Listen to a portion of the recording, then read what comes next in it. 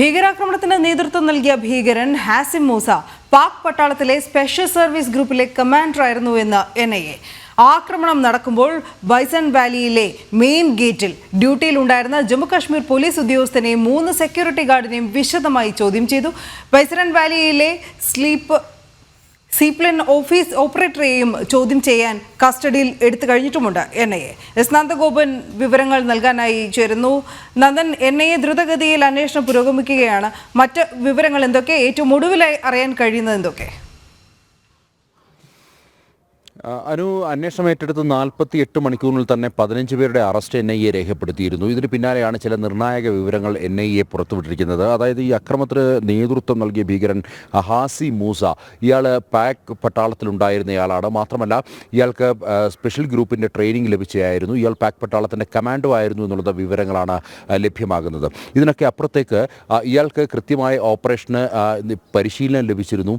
ഇയാൾക്ക് ഏത് സാഹചര്യത്തെയും അതായത് ഒരു മാസം പോലും ഭക്ഷണം കഴിക്കാതെ അതിജീവിക്കുവാനോ അല്ലെങ്കിൽ അത്തരം ഓപ്പറേഷനുകൾ നടത്തുവാനോ ഉള്ള സാഹചര്യമുണ്ട് എന്നുള്ളതാണ് പ്രധാനമായും വ്യക്തമാക്കുന്നത്. മാത്രമല്ല ഇയാളാണ് ഈ മറ്റ് ഭീകരവാദികൾക്കുള്ള സഹായം നൽകിയതെന്നുമുള്ളതാണ് NIA ചൂണ്ടിക്കാണിക്കുന്നത്. ഇയാളെ ഏതാണ്ട് 1 വർഷമായി ജമ്മു കാശ്മീരിൽ തുടരുകയാണ്. കഴിഞ്ഞ 2024 നവംബർ ഡിസംബർ മാസത്തിൽ ഇവിടെയുണ്ടായ 3 ഭീകരാക്രമണങ്ങൾ, അതായത് ഒരു ഡോക്ടർ അടക്കമുള്ള 6 സിവിലിയൻസിനെ കൊലപ്പെടുത്തിയ സംഭവത്തിൽ ഇയാൾ ഉത്തരവാദിയായിരുന്നു. ഇയാളാണ് അതിന് പ്രധാനപ്പെട്ട കാരണക്കാരൻ എന്നുള്ളതാണ് NIA വ്യക്തമാക്കുന്നത്. ഏതായാലും ഇയാളെ സംബന്ധിച്ചിട്ടുള്ള വ്യക്തമായ ഡീറ്റെയിൽസുകൾ ഇതിനോടകം തന്നെ NIAക്ക് ലഭിച്ചിട്ടുണ്ട്. ഒപ്പം തന്നെ ഈ ഭീകരർക്ക് വേണ്ടിയുള്ള തിരച്ചിൽ ഈ മേഖലയിൽ ഊർജിതമാക്കിയിട്ടുണ്ട്. മറ്റൊരു പ്രധാനപ്പെട്ട കാര്യം, അന്ന് ഈ ഭീകരാക്രമണം നടന്ന ദിവസം അന്ന് അവിടെ ജമ്മു കാശ്മീർ പോലീസിലെ ഒരു കോൺസ്റ്റബിളിൻ്റെ സാന്നിധ്യമുണ്ടായിരുന്നു. അവിടെ അയാൾ സായുധധാരിയായിരുന്നു. എന്നിട്ടും ഈ ഭീകരാക്രമണത്തെ ചെറുക്കുവാനോ ഇതിനെ പ്രതിരോധിക്കുവാനോ അയാൾ തയ്യാറായില്ല എന്നുള്ളതാണ്. അതിനൊക്കെ അപ്പുറത്തേക്ക് 3 ഗാർഡുകളും ഈ മേഖലയിൽ ഉണ്ടായിരുന്നു. അതായത് ഒരു പ്രൈവറ്റ് സ്വകാര്യ ഏജൻസിയുടെ 3 ഗാർഡുകളും ഈ മേഖലയിൽ ഉണ്ടായിരുന്നു. ഇവരാരും തന്നെ ഈ അക്രമത്തെ ചെറുക്കുവാനോ പ്രതിരോധിക്കുവാനോ തയ്യാറായിരുന്നില്ല എന്നുള്ളതാണ് കണ്ടെത്തിയിരിക്കുന്നത്. ഏതായാലും ഈ 3 ഗാർഡുമാരെയും അതേപോലെ തന്നെ ഈ ജമ്മു കാശ്മീർ പോലീസിലെ ഈ കോൺസ്റ്റബിളിനെയും കസ്റ്റഡിയിലെടുത്ത് നിലവിൽ ചോദ്യം ചെയ്തു വരികയാണ്. ഇവർ ഏതെങ്കിലും തരത്തിൽ ഇവർക്ക് സഹായം നൽകിയിട്ടുണ്ടോ, അല്ലെങ്കിൽ ഈ ഭീകരാക്രമണം നടന്ന സമയത്ത് അതിനെ മനഃപൂർവ്വമായി ചെറുത്തു തോൽപ്പിക്കാതിരുന്നതാണോ തുടങ്ങിയ കാര്യങ്ങൾ അന്വേഷിക്കുന്നുണ്ട്. ഒപ്പം ഈ ബൈസൺ വാലിയിൽ സിപ്ലൈൻ ഓപ്പറേഷൻ ഉണ്ടായിരുന്നു. അതായത് ഒരു കയറിൽ കൂടി ഇങ്ങനെ മറ്റൊരറ്റത്തേക്ക് നിരങ്ങി നീങ്ങുന്ന സിപ്ലൈൻ, ആ സിപ്ലൈനിൽ കയറിയ ഒരാളുടെ ദൃശ്യങ്ങൾ ഇതിനോടകം അയാൾ പകർത്തിയ ദൃശ്യങ്ങൾ വൈറലായിട്ടുണ്ട്. ഗുജറാത്ത് അഹമ്മദാബാദ് സ്വദേശിയായ ഋഷി ഭട്ടാണ് ആ ദൃശ്യങ്ങൾ പകർത്തിയത്. ഋഷി ഭട്ട് ഈ സിപ്ലൈനിൽ കയറി അത് ആരംഭിക്കുമ്പോൾ തന്നെ വെടിയൊച്ച കേൾക്കുന്നു. അപ്പോൾ ഈ സിപ്ലൈൻ ഓപ്പറേറ്റർ തക്ബീർ മുഴക്കുന്നു, അള്ളാഹു അക്ബർ എന്ന് മുഴക്കുന്നതും അതിനകത്ത് കാണാം. ഈ ഋഷി ഭട്ട് ഇപ്പോൾ മാധ്യമങ്ങൾക്ക് നൽകിയ അഭിമുഖത്തിൽ അയാൾ വ്യക്തമാക്കുന്നത് ഇയാൾക്കും, അതായത് ഈ സിപ്ലൈൻ ഓപ്പറേറ്റർക്ക് ഇത് സംബന്ധിച്ചിട്ടുള്ള വിവരങ്ങൾ നേരത്തെ ഉണ്ടാകാം. അതുകൊണ്ടാകാം അയാൾ ഈ അള്ളാഹു അക്ബർ എന്ന് മുഴക്കിയത് എന്നുള്ളതാണ് പ്രധാനമായും ഈ ഋഷി ഭട്ട് എന്നുള്ള വ്യക്തി വ്യക്തമാക്കുന്നത്. ഏതായാലും ഈ സിപ്ലൈൻ ഓപ്പറേറ്റർ നിലവിൽ NIAയുടെ കസ്റ്റഡിയിലുണ്ട്. ഇയാളെയും വിശദമായി ചോദ്യം ചെയ്തു വരികയാണ്. ഒരു ദിവസം ഏതാണ്ട് 100-ലധികം ആൾക്കാരെയാണ് NIA ചോദ്യം ചെയ്യുന്നത്. IG, DIG, SP റാങ്കിലുള്ള ഉദ്യോഗസ്ഥർ, അവർ വിവിധ സംഘങ്ങളായി തിരിഞ്ഞുകൊണ്ടാണ് ഈ ചോദ്യം ചെയ്യൽ നടപടികളിലേക്ക് നീങ്ങിയിട്ടുള്ളത്. അതേപോലെ തന്നെ ഈ വിവിധ മേഖലകളിൽ സാധാരണക്കാരായിട്ടുള്ള ദേശത്തുണ്ടായിരുന്ന കച്ചവടക്കാർ, അതേപോലെ തന്നെ കുതിരത്തൊഴിലാളികൾ, ഇവരെല്ലാം തന്നെ നിലവിൽ കസ്റ്റഡിയിലെടുത്തിട്ടുണ്ട്. NIAയുടെ ഒരു സാന്നിധ്യം ഈ മേഖലയിൽ തന്നെ ഉണ്ട് എന്നുള്ളതാണ്. ഇപ്പോൾ ഈ പോലീസ് എന്നെഴുതിയ ഒരു വാഹനം നമുക്ക് ദൃശ്യങ്ങളിൽ കാണാം. NIA ഉദ്യോഗസ്ഥരെത്തിയ ഒരു വാഹനമാണ് ഈ കിടക്കുന്നത്. അതേസമയം അവരുടെ ദൃശ്യങ്ങൾ, NIA ഉദ്യോഗസ്ഥരുടെ ദൃശ്യങ്ങൾ പുറത്തുവിടരുത് എന്നുള്ള കർശനമായ നിർദ്ദേശം നിലനിൽക്കുന്നുണ്ട്. ഇന്നിപ്പോൾ 7-ാം ദിവസമാണ് ഈ ഭീകരാക്രമണം നടന്നിട്ട്. കഴിഞ്ഞ ചൊവ്വാഴ്ചയായിരുന്നു പെഹൽഗാമിലെ ബൈസൺ വാലിയിൽ തീവ്രവാദികൾ 26 പേരെ കൊലപ്പെടുത്തിയത്. ഈ കൊലപ്പെടുത്തിയ ഭീകരവാദികൾ ബൈസൺ വാലിയിൽ നിന്നും നേരെ കടന്നത് അനന്തനാഗിലേക്കാണ്.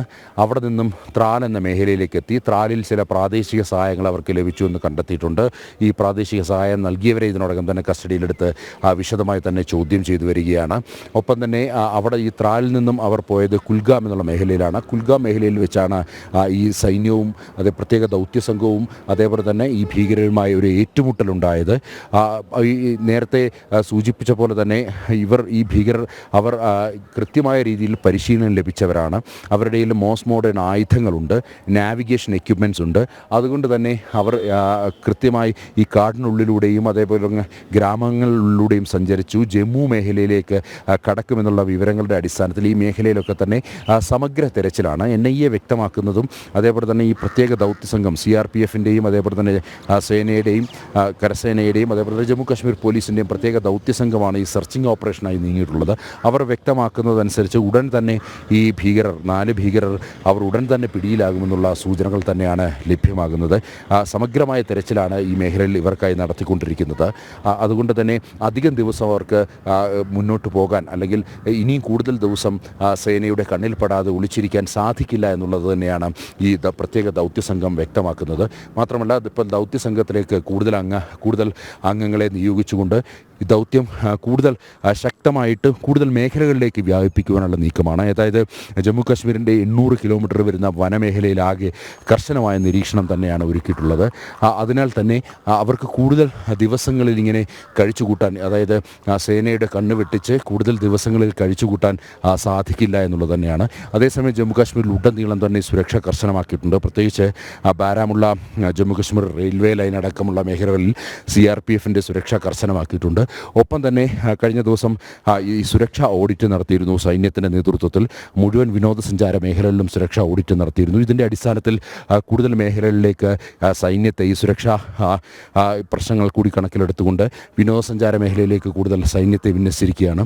അതേപോലെ തന്നെ നമുക്കിപ്പോൾ ദൃശ്യങ്ങളിൽ കാണുന്ന പോലെ തന്നെ ഈ മേഖലകളിലെല്ലാം തന്നെ CRPFൻ്റെ സാന്നിധ്യമുണ്ട്. സായുധധാരികളായിട്ടുള്ള CRPF എല്ലാ മേഖലകളിലും നിലയുറപ്പിച്ചു കഴിഞ്ഞു. നമ്മളിപ്പോൾ നിൽക്കുന്നത് പെഹൽഗ്രാം ടൗണിലാണ്. ഇങ്ങനെ ടൗണിലും അതേപോലെ തന്നെ വിനോദസഞ്ചാര കേന്ദ്രങ്ങളിലുമെല്ലാം സായുധധാരികളായിട്ടുള്ള CRPFൻ്റെ സാന്നിധ്യമുണ്ട്. ഇപ്പോൾ ജമ്മു കാശ്മീരിലേക്ക് പതിയെ ടൂറിസ്റ്റുകൾ എത്തിത്തുടങ്ങി എന്നുള്ളതാണ്. അതായത് ഇതിന് ശേഷം 22-ാം തീയതിക്ക് ശേഷം മന്ദഗതിയിലായിരുന്ന ജമ്മു കാശ്മീർ ടൂറിസം അല്പം ഉണർവിലേക്ക് കടക്കുന്നു എന്നുള്ളതാണ് യാഥാർത്ഥ്യം. അനു.